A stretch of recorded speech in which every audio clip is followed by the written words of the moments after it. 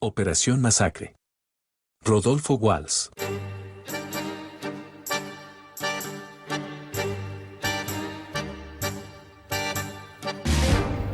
La primera noticia sobre los fusilamientos clandestinos de junio de 1956 me llegó en forma casual, a fines de ese año, en un café de La Plata donde se jugaba al ajedrez.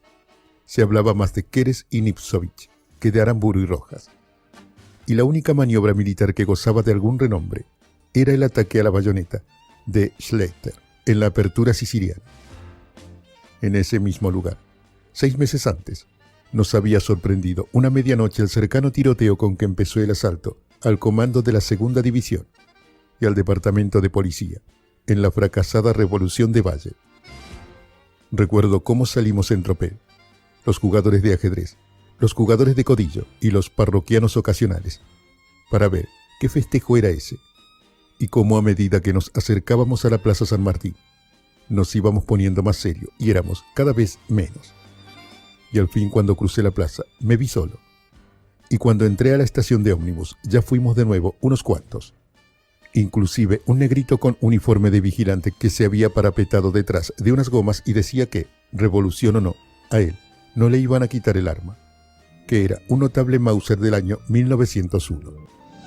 Recuerdo que después volví a encontrarme solo en la oscurecida calle 54, donde 3 cuadras más adelante debía estar mi casa, a la que quería llegar, y finalmente llegué 2 horas más tarde, entre el aroma de los tilos que siempre me ponía nervioso, y esa noche más que otras. Recuerdo la incoercible autonomía de mis piernas, la preferencia que, en cada bocacalle, demostraban por la estación de ómnibus, a la que volvieron por su cuenta 2 y 3 veces, pero cada vez de más lejos, hasta que la última no tuvieron necesidad de volver, porque habíamos cruzado la línea de fuego, y estábamos en mi casa.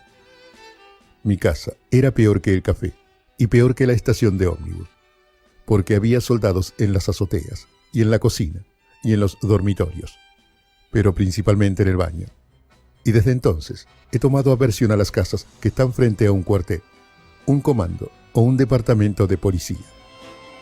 Tampoco olvido que, pegado a la persiana, oí morir a un conscripto en la calle, y ese hombre no dijo «Viva la patria», sino que dijo «No me dejen solo, hijos de puta». Después, no quiero recordar más, ni la voz del locutor en la madrugada, anunciando que 18 civiles han sido ejecutados en Lanús, ni la ola de sangre que anega al país hasta la muerte de Valle. Tengo demasiado para una sola noche. Valle no me interesa, Perón no me interesa, la revolución no me interesa. Puedo volver al ajedrez. Puedo al ajedrez y a la literatura fantástica que leo, a los cuentos policiales que escribo, a la novela seria que planeo para dentro de algunos años, y a otras cosas que hago para ganarme la vida y que llamo periodismo, aunque no es periodismo. La violencia me ha salpicado las paredes. En las ventanas hay agujeros de balas. He visto un coche agujereado y dentro un hombre con los sesos al aire. Pero es solamente el azar lo que me ha puesto eso ante los ojos. Pudo ocurrir a 100 kilómetros. Pudo ocurrir cuando yo no estaba. 6 meses más tarde, una noche asfixiante de verano, frente a un vaso de cerveza, un hombre me dice: «Hay un fusilado que vive».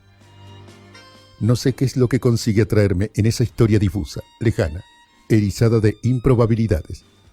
No sé por qué pido hablar con ese hombre, porque estoy hablando con Juan Carlos Libraga. Pero después sé.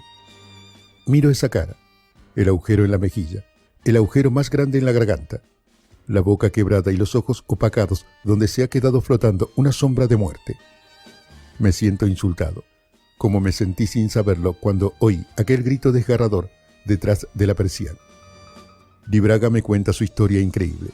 La creo en el acto. Así nace aquella investigación, este libro. La larga noche del 9 de junio vuelve sobre mí. Por segunda vez, me saca de las suaves, tranquilas estaciones. Ahora, durante casi un año, no pensaré en otra cosa. Abandonaré mi casa y mi trabajo. Me llamaré Francisco Freire. Tendré una cédula falsa con ese nombre. Un amigo me prestará una casa en el Tigre. Durante 2 meses, viviré en un helado rancho de Merlo. Llevaré conmigo un revólver y a cada momento las figuras del drama volverán obsesivamente. Libraga, bañado en sangre, caminando por aquel interminable callejón por donde salió de la muerte. Y el otro, que se salvó con él disparando por el campo entre las balas, y los que se salvaron sin que él supiera, y los que no se salvaron. Porque lo que sabe Libraga es que eran unos cuantos, y los llevaron a fusilar, que eran como 10, y los llevaron, y que él y Yunta estaban vivos. Esa es la historia que le oigo repetir ante el juez. Una mañana en que soy primo de Libraga, y por eso puedo entrar en el despacho del juez, donde todo respira discreción y escepticismo, donde el relato suena un poco más absurdo, un grado más tropical, y veo que el juez duda, hasta que la voz de Libraga trepa esa ardua colina detrás de la cual solo queda el llanto, y hace ademán de desnudarse para que le vean el otro balazo. Entonces estamos todos avergonzados. Me parece que el juez se conmueve y a mí vuelve a conmoverme la desgracia de mi primo. Esa es la historia que escribo en caliente y de un tirón, para que no me ganen de mano, pero que después se me va arrugando día a día en un bolsillo porque la paseo por todo Buenos Aires y nadie me la quiere publicar, y casi ni enterarse. Es que uno llega a creer en las novelas policiales que ha leído o escrito, y piensa que una historia así, con un muerto que habla, se la van a pelear en las redacciones. Piensa que está corriendo una carrera contra el tiempo, que en cualquier momento un diario grande va a mandar una docena de reporteros y fotógrafos, como en las películas. En cambio se encuentra con un multitudinario esquive de bulto. Es cosa de reírse, a 12 años de distancia, porque se pueden revisar las colecciones de los diarios, y esta historia no existió, ni existe. Así que ambulo por suburbios cada vez más remotos del periodismo, hasta que al fin recalo en un sótano de Leandro N. Alem, donde se hace una hojita gremial, y encuentro un hombre que se anima, temblando y sudando, porque él tampoco es un héroe de película, sino simplemente un hombre que se anima, y eso es más que un héroe de película. Y la historia sale. Es un tremolar de hojitas amarillas en los kioscos. Sale sin firma, mal diagramada, con los títulos cambiados, pero sale. La miro con cariño mientras se esfuma en 10 millares de manos anónimas. Pero he tenido más suerte todavía. Desde el principio está conmigo una muchacha que es periodista. Se llama Enriqueta Muñiz. Se juega entera. Es difícil hacerle justicia en unas pocas líneas. Simplemente quiero decir que en algún lugar de este libro escribo, hice, fui, descubrí. Debe entenderse, hicimos, fuimos, descubrimos. Algunas cosas importantes las consiguió ella sola, como los testimonios de los exiliados Troxler, Benavides, Gavino. En esa época el mundo no se me presentaba como una serie ordenada de garantías y seguridades, sino más bien como todo lo contrario.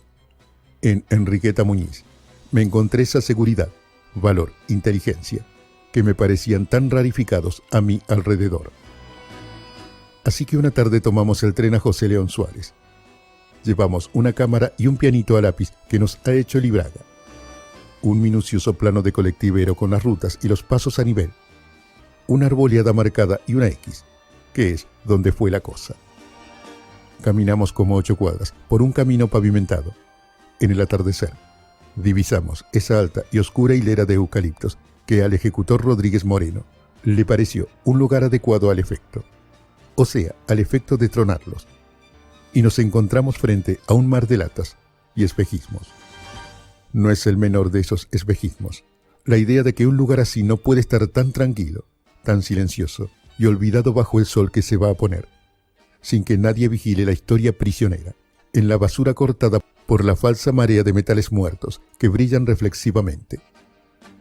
Pero Enriqueta dice, aquí fue, y se sienta en la tierra con naturalidad para que le saque una foto de picnic.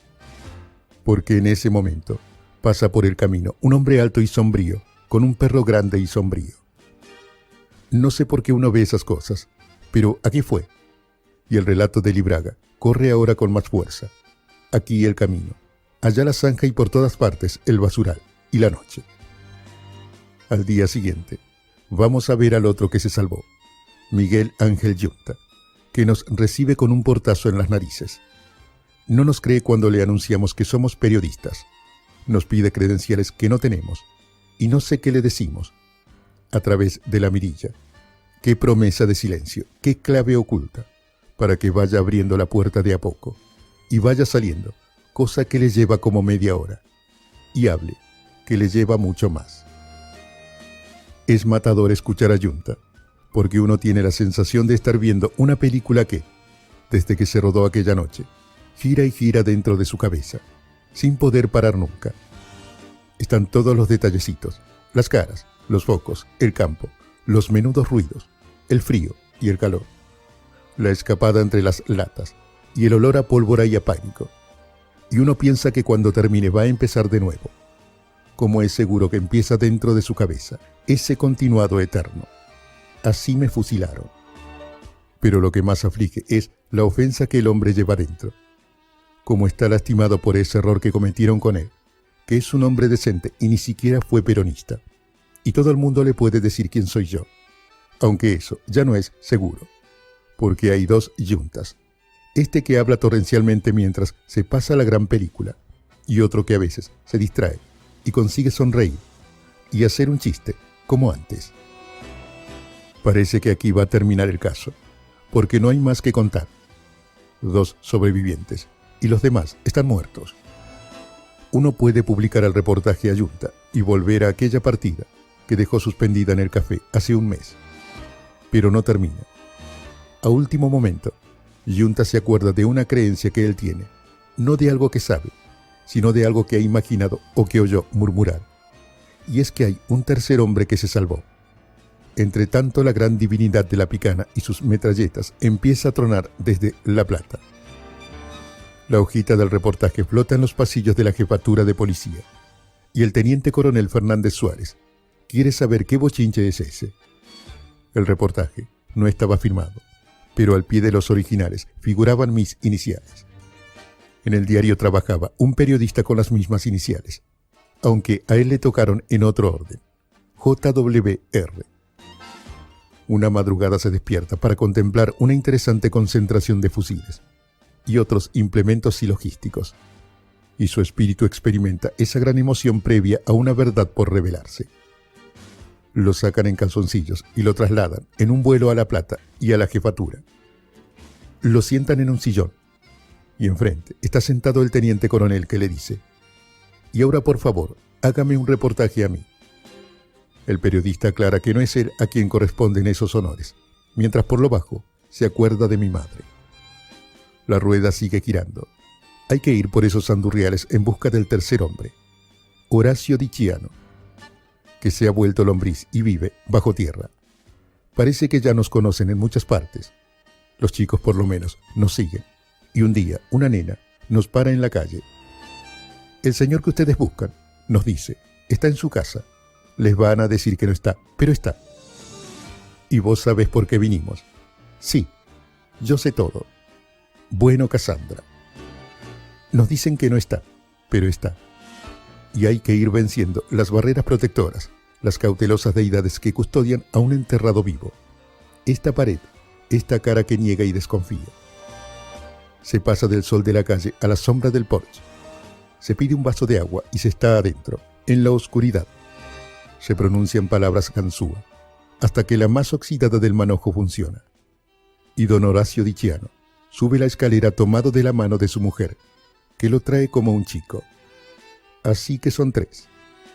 Al día siguiente, llega al periódico una carta anónima y dice que lograron fugar Libraga, Yunta y el ex suboficial Gavino. Así que son 4. Y Gavino, dice la carta, pudo meterse en la embajada de Bolivia y asilarse a aquel país. En la embajada de Bolivia no encuentro pues a Gavino, pero encuentro a su amigo Torres, que sonríe. Cuenta con los dedos y me dice: «Le faltan 2», y me habla de Troxler y Benavides. Así que son 6. Y ya que estamos, no serán 7. Puede ser, me dice Torres, porque había un sargento con un apellido muy común, algo así como García o Rodríguez, y nadie sabe qué ha sido de él.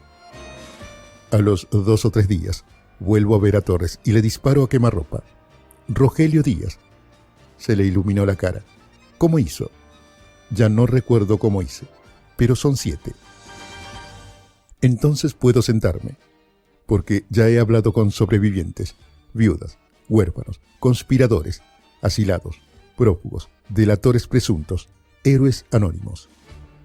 En el mes de mayo, tengo escrita la mitad de este libro. Otra vez el paseo en busca de alguien que lo publique. Por esa época, los hermanos Jacobella han sacado una revista. Hablo con Bruno, después con Tulio. Tulio Jacobella lee el manuscrito y se ríe. No del manuscrito, sino del lío en que se va a meter. Y se mete.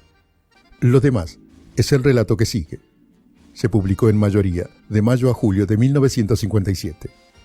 Después hubo apéndices, corolarios, desmentidas y réplicas que prolongaron esa campaña hasta abril de 1958.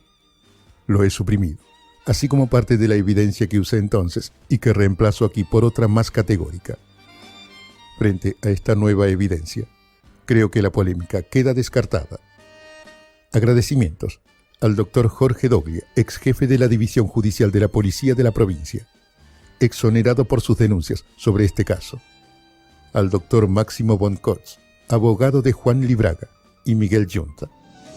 A Leónidas Barleta, director del periódico Propósitos, donde se publicó la denuncia inicial de Libraga. Al doctor Cerruti Costa, director del desaparecido periódico Revolución Nacional, donde aparecieron los primeros reportajes sobre este caso. A Bruno y Tulio Jacobella. Al doctor Marcelo Sánchez Sorondo, que publicó la primera edición del libro de este relato. A Edmundo Suárez, exonerado de Radio del Estado por darme una fotocopia del libro de locutores de esa emisora, que probaba la hora exacta en que se promulgó la ley marcial. Al exterrorista llamado Marcelo, que se arriesgó a traerme información, y poco después fue atrozmente picaneado. Al informante anónimo que firmaba Atilas. A la anónima Cassandra, que sabía todo. A Horacio Manigua, que me dio albergue. A los familiares de las víctimas.